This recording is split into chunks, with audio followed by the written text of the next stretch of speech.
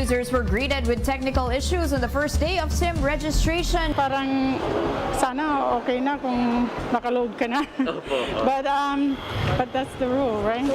So follow the rules. But they couldn't get onto the internet website. It's more tedious than it was last time because I just got the SIM and then was able to go straight away. We took it down, right? We felt that the experience wasn't optimal. So we're trying to optimize the system. I want to assure everybody that we will put up the site. The site will be up again.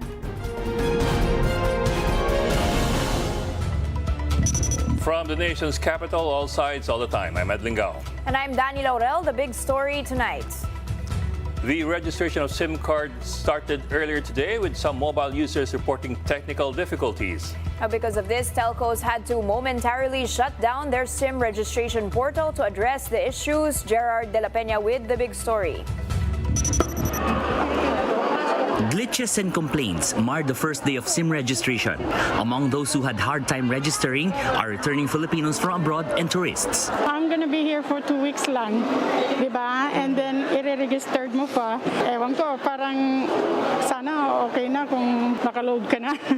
But yeah, I guess, but that's the rule, right? So follow the rules. I think they were trying to register it, but they couldn't get onto the internet website. It's more tedious than it was last time because I just got the SIM and then was able to go straight away. Robert, an OFW, tried registering 2 mobile phones to no avail. Bali sa OTP, ang hirap po na dumating po sa bali, opo, even though na marami na pong na sinisend na request, wala pa ring OTP na dumadating. News 5 tried to access Globe's SIM registration portal, but we got a prompt that said connection timed out and host error. The telco admitted that the site had to be taken down temporarily to have it optimized. The daily volume of messages, data, the number of customers in our platform. So we can handle it, di ba? It's just that, yun nga, we're trying to optimize the experience still. Meanwhile, Smart said network congestion led to slow connection. For now, telcos asked subscribers to be patient as they increase the capacity of their system. They also reminded their subscribers that they may ask for assistance in their offices or stores. LGUs will also be tapped for registration in remote areas. Up to 160 million physical SIM cards and eSIMs are expected to be registered, prepaid and postpaid combined. The SIM registration will run until April 26 next year. For News 5, Gerard De La Peña, we are One News. And here to share with us how the first day of SIM card registration went, we have with us on the line Smart PLDT First Vice President and Corporate Communications Head, Ms. Kathy Yang. Good evening, Kathy, and welcome to The Big Story. Good evening, Ed. Good evening, Danny. Thank you so much for inviting me. Well, thank you for joining us tonight. Let me start off with this. Of course, we've had some reports of some issues in the registration. It is the first day, and we do expect a deluge. But what are our plans for the next day? Well, we already have plans for it on the first day dahil ang dami nating natutunan, Ed? Totoo yan, nagkaroon tayo ng pagpalo ng registration traffic mula 7 a.m. Manila time. At natugunan natin yan by providing increased capacity. So, mabilis ang turnaround time natin at ito ang kinagagalak namin na ngayon nagbibigay ng kumpiyansa sa ating lahat na sakaling magkaroon ng mga aberya, mabilis nating natutugunan. With increased capacity today and we're still optimizing the portal so makakaasa ang ating mga customers na mapaparegister natin ang lahat ng ating prepaid customers. Yung portal kasi, ano yan, para sa 67 million, higit 67 million prepaid subscribers. Doon naman sa postpaid subscribers, nagkaroon tayo ng hitch-free registration. Dahil ang kinailangan lang po ay maglagay ng yes and then text sa 5858. And then confirmation na natanggap na ng Smart ang inyong yung agreement na you can use the data in order to register online doon sa SIM natin. Kaya nga mayroong pahintulot. Importante kasi yung pahintulot because nakasaad yan sa Data Privacy Act at doon sa IRR ng ating SIM registration law. Okay, Ma'am Cathy, Yusek Lamentillo of the DICT clarified for us earlier today that the deadline was effectively already extended by 120 days. So 6 months since the law was passed, so now we have 6 months from today to register. Is this enough for you? Do you have any targets per day? She mentioned around 1 million na po ang nag-register at least by this afternoon. Well, we're still processing the number of successful registration, Danny, and we will share as soon as we can yung datos na opisyal, dahil kinakala pa natin yan. Pero masasabi natin, because of the surge in traffic today and the way we addressed it is increased capacity, we practically stress test our portal. And we are able to ensure that with our current process ngayon, we will be able to register all our subscribers in the period that was prescribed by the IRR. Pero ito nga, Danny, kasi marami ding mga last minute sa atin, mga prepaid subscribers natin, hihimukin ko lang, gawin na nila ngayon. Huwag na maghintay nung prescribed time na sa pag-register kasi nakaka-perwisyo naman yung ma-deactivate ang inyong SIM. Because yun ang mangyayari kung hindi kayo mag-register, mag-deactivate sa panahon na inilaan ng gobyerno. Well, Cathy, I suppose in a way it's a good thing na dumagsa yung mga tao ngayon kasi instead na maghintay sila ng 6 months, alam mo naman Pilipino, last minute parati yan . So in a way, I suppose it's a good thing na dumagsa ngayon. Madali sila Kaya ngayon, naging happy problem. And ayun nga, natutuwa kami at nagagalak. Mabuti nang naganap to because we've learned so much from just one day. Yeah. And ayun nga, we are refining the process to ensure na maging mas smooth pa. Anyway, it is day 1 out of 6 months. But baka lang sakali you have any numbers that you can share with us as far as Smart is concerned. Well, yung datos, we're still collecting that, so we'll surely inform you in the next few days. Pero ang nasabi ko kanina, mahigit kumulang 67 million ang prepaid, and then mahigit kumulang 3 million ang postpaid. So yan ang inaasam natin na lahat ay makapag-register sa kinakaukulang panahon. Okay. Ms. Cathy, any problems you had today about false information, all of these issues na they were warning against, or perhaps lack of identification, apart from the technical glitches? Yes, it's more of the need to show a government-issued ID with photo. Ayun nga, we have 17 different kinds of IDs, at least 17 na na-identify natin na pwedeng isinite. At ang katanungan bakit po may selfie photo? Marami nagtanong na kasi you need to take your picture doon sa mobile phone. The reason for that is we need to verify your identity. So whoever you say you are matches the government-issued ID that you are uploading. Kaya medyo may proseso yan because that's the only way we'll know na hindi ka fraudster, na hindi ka impostor. So yan ang isa sa mga kinailangang detalye na kunin natin sa mga prepaid subscribers. So mga tanong kasi around that, pero sa tingin ko, apart from the parang bureaucracy, naging okay naman for those who had been able to come back online. Kasi nga nagkaroon ng surge in traffic, tapos naantala lahat. Nung mga bumalik, nakapag-register na. The thing is, sakaling magkaroon ng aberya, let's say, nagkamali ka, honest mistake, nagkamali kang isulat mong iba yung birthday, babalikan ka ng isang smart customer na magsasabing medyo may discrepancy dito, baka gusto niyang i-update, or pwede rin mag-come forward na lang kayo sa smart store o tumawag sa hotline para sabihin na gusto kong palitan yung data ko. Pwede naman yun. At kailangan, responsibilidad natin na sabihin kaagad kung ano yung kailangan palitan. Kasi nga, ang kaparusahan nun is fine, is not pagkakakulong, nakasadyan sa batas. All right. Thank you so much for those updates. That was Smart PLDT First Vice President and Corporate Communications Head, Ms. Cathy Yang. Now, after the break, we'll get more updates on the situation over in Misamis Occidental after heavy floods affected thousands of residents in the province over the Christmas weekend. That and more when the big story returns. Keep it here on One News.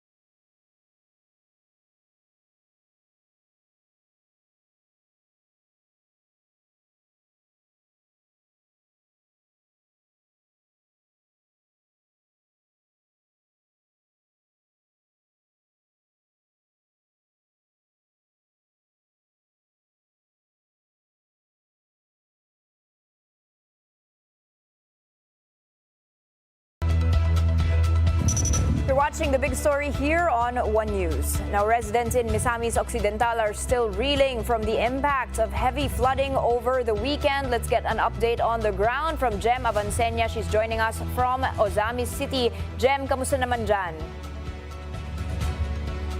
Yes, Danny, many areas here in Misamis Occidental were caught off guard by the strong flash flood this Christmas weekend. What's worse is that some will be welcoming the New Year homeless. Philippine Coast Guard members were seen helping residents cross waist-deep floods in the town of Clarin in Misamis Occidental. Some of them rode a broken refrigerator to evacuate faster. This is the same scenario in other nearby towns. After the flood subsided, residents in Oroqueta were greeted with damaged houses, wrecked belongings, and toppled electric posts and trees. Some can help but cry over what they experienced on Christmas Day. Ang tubig kalit magdasmag na mo. Wa may maghawid. Wala may maghawid kaming mga igsoon, mamatay mi sa kakusog sa tubig. Lapas ang tubig sa atop na mo. Wa may nakuha bisag isa. Aside from the lack of water, there is also no electricity in some areas. Establishments also remain closed after being submerged in thick mud. Fuel supply is also a problem for some motorists, as some gasoline stations were affected by flooding. This resulted to long queues of motorists wanting to gas up in stations not submerged in floods. Kayo, wala na dyan nangabre. Wala na po yung nagabaligya. Wala na kay. Kurot man tanan jud. Wala na yung nangabilin. Manang lisod kayo may mangita. Some residents camp on the side of roads to ask for alms. Ay, nagiging kami na. Magkala-ulang. Wala kaming bahay na. In evacuation centers, residents had to sleep on boxes and use chairs as dividers. Misamis Occidental Governor Henry Ominal admits they were caught off guard by the widespread flooding. So may mga ulan noon but not this hindi ganito ka yung amount of rainfall was very unusual, no, mataas. And then may mga plus floods kami noon caused by the drainage problem of kasi when that other Layawan River nag-increase yung height so nag-overflow. So, unexpected namin yan. Based on the latest NDRRMC report, 13 are reported dead while 23 are missing following the flooding and heavy rain on Christmas Day. Search and rescue operations were able to resume in some provinces after the weather improved. Danny, the province is still experiencing light to moderate rains as of this time. Thus, authorities advise residents to remain in their assigned evacuation areas for their own safety. Danny? Okay, thank you so much for those updates. That was, of course, Jem Avancenia reporting to us live from Misamis City. And to give us an update on how rescue and disaster response operations are going, we have with us on the line Mr. Diego Agustin Mariano, Information Officer for the NDRRMC. Good evening, sir. Sir, kamusta po ang rescue and relief efforts? Are there problems on the ground? We are still seeing quite a difficult situation over there. Una po, magandang gabi po sa ating mga tagapanood. Ang research and rescue efforts po natin is patuloy po na umuusad po, simula pa lang po nang tumama yung shear line, patuloy po yung search and rescue efforts po natin, lalong-lalo na po sa ating mga missing. Ang ating kawani from Philippine Coast Guard, nagkakandak po ng search and rescue efforts, lalo na po dyan sa may coastal area since karamihan po ng ating mga missing ay mga fishermen po. Coast Guard po ang nangunguna po sa search and rescue efforts dyan po sa may coastal areas ng affected regions po. Sir, meron pa bang mga areas na hanggang ngayon isolated pa? As of sa mga reports po na pumasok, wala po kaming reports of isolated areas. Pero kung meron pa man po, patuloy po ang ating clearing operations para mapuntahan po itong mga isolated areas para mabigyan po sila ng tulong at ma-rescue kung kinakailangan po. Okay, salamat sir. And also we are hearing reports from Mindoro na apektuhan din daw po doon. Kamusta ang inyong response doon, sir? Opo, ang response naman natin is uniform naman po ito para sa lahat. So wala po tayong pinipili na pagtulong. So kung ano po natatanggap po ng ibang naapektuhan, ganun din po natatanggap ng katulad niya po sa Mindoro. Ang tulong po ay pinangungunahan po ng ating mga LGUs sa pamumuno po ng kanya-kanya mga local chief executives. Kasama din po ang pagtulong ang national government. Diyan po ay buhat po ng DSWD at ng NDRRMC po. So tuloy-tuloy po ang pagtulong lalo na diyan din po sa Mindoro area po. Okay, salamat po for your time and efforts, Diego Mariano, NDRRMC Information Officer. And let's now check in on the weather forecast for the remaining days of 2022 with Francis Orcio of Panahon TV now joining us live via Zoom. Magandang gabi, Francis, and welcome to the big story. Good evening, Ed.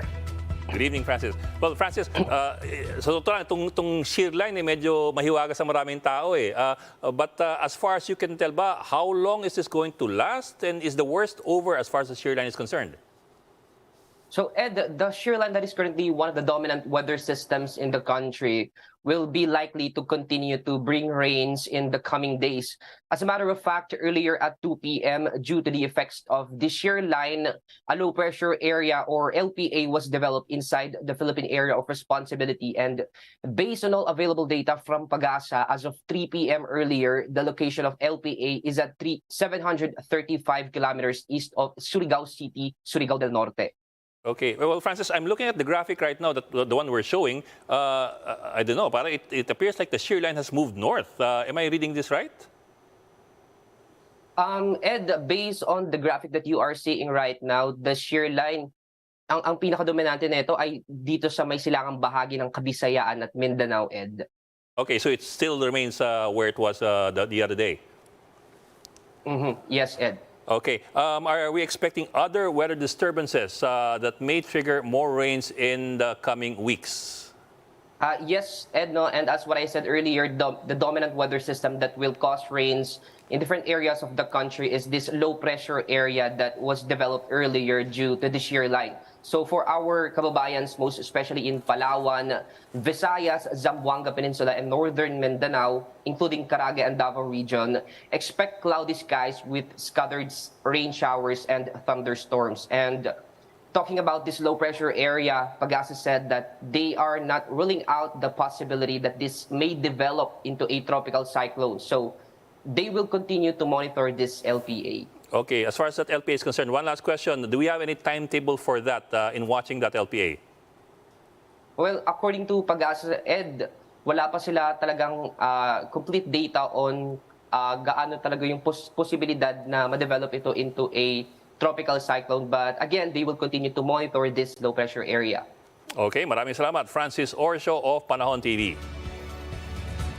Meanwhile, President Bongbong Marcos has designated the Social Welfare Undersecretary Eduardo Punay as the agency's new officer in charge. This came after the Commission on Appointments bypassed for the second time the nomination of Earvin as DSWD Secretary. Punay is a former journalist who has been serving as the department's Undersecretary for Special Projects. In a statement, the DSWD welcomed Punay's designation. The agency says his appointment is needed to ensure that no activities will be hampered, especially as they respond to those affected by heavy rainfall and floods over the weekend. And right after this break, stars of the Metro Manila Film Festival shine at the Gabi ng Parangal. We will try to get an update on the early winners when the big story returns. Keep it here in One News.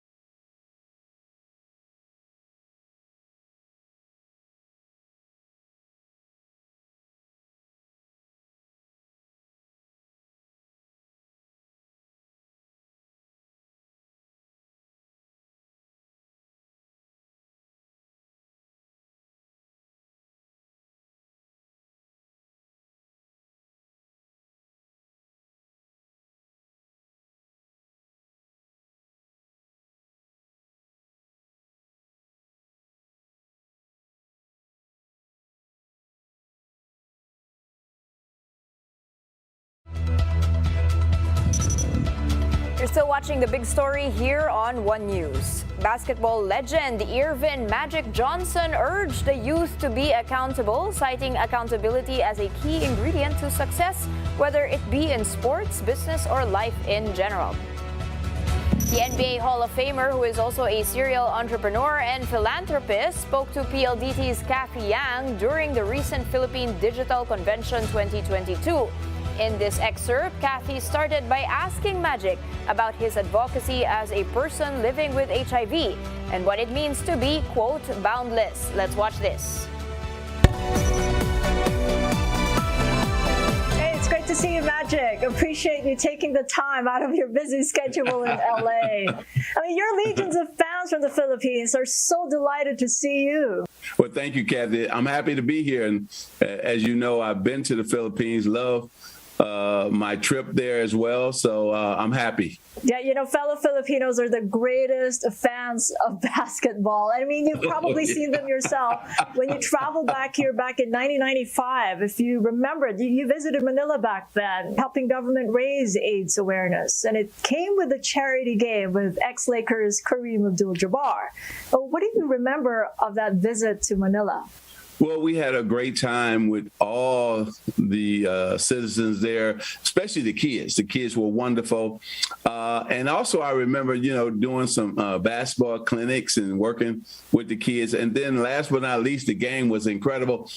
I didn't know you had so many great basketball players who could really shoot the three-point shot. It's been, 32 years since you broke the news that you've contracted HIV. That was back in November 7, 1991. Right. Since then, you've been in a mission to educate everybody that HIV is not a death sentence. Now, how far do you think you've come in making the world understand and remove the stigma surrounding the virus? It's been an amazing journey when you think about it, 31 years. And then the stigma was big time back then, right? And also was a death sentence at the same time. So the drugs have gotten better because at the time that I announced, then it was only one drug. Now you have over 40 drugs. The cocktail has done a wonderful job with me. That's why I've been here over 31 years. Also, we stopped the discrimination against people who were living with HIV and AIDS. And so I think we've been able to do a lot, especially when I first announced, it really hit the Black and brown community here in America at big time. And so we were able to really bring those numbers down and, make sure that we educated people and gave them the right information. You mentioned that accountability really is the missing major ingredient in every successful team. So how important is accountability in the corporate setting as you draw the parallels of engagement between sports and business? I believe it doesn't matter whether it's sports or business. Accountability, and more accountability, right? So when you think about sports, right, not only are you accountable to the coach, there's accountability among the players too. They depend on you. They're counting on you. So I know with the Lakers, I used to hold everybody accountable as my teammates, and I wanted them to hold me accountable, and they did. The same thing in business, right? I'm the CEO of my company, so my job is to hold everybody accountable on what they're supposed to do, their job. And then within the four walls, I want them to hold each other accountable because it's important, because everybody must pull their weight. Everybody must be experts at their jobs. And hopefully then we talk about over-delivering to the customer and the clients that we deal with on a daily basis. So accountability is huge. And when I think about it, we're only successful because of that accountability. And so I preach that everywhere, all the time. I tell young people all the time, you're going to be held accountable, whether that's at your school, whether that's at home with your parents, whether that's with your friends. You have to be a man or a woman of your word. So when you tell somebody you're going to do something, then do it. I tell my kids that. I tell my grandkids that. Magic in closing, as our Digicon Summit this year is themed around boundless, and purple is indeed the color. I think I've got some yellow in What comes to mind when you hear that word, boundless? Oh, my life is boundless. And when I think about my journey, that's the word I would use. Wow.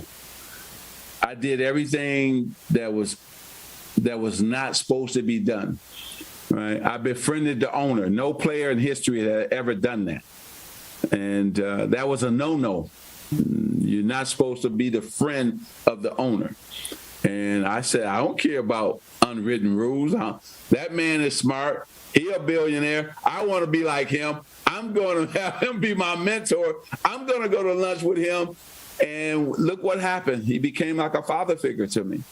And if I didn't take that approach, that was unconventional and different, I wouldn't be sitting here. I wouldn't own all these teams and these businesses and do the things that I do today. And so when I think about boundless, that's Magic Johnson. I've changed so many industries, and I was the first to go through a lot of doors, a man of color, right? And so trust me, you can do it. And I'm gonna hang that word up on my door, boundless. That's the magic way, boundless. So everybody out there, remember, you can do it. You can have it. You can go get it. It's all up to you. It's all up to you. If you think you don't belong, you won't belong. If you think you do belong, you'll be there. And so I never thought, and even today, I never think I don't belong in a room. That's boundless.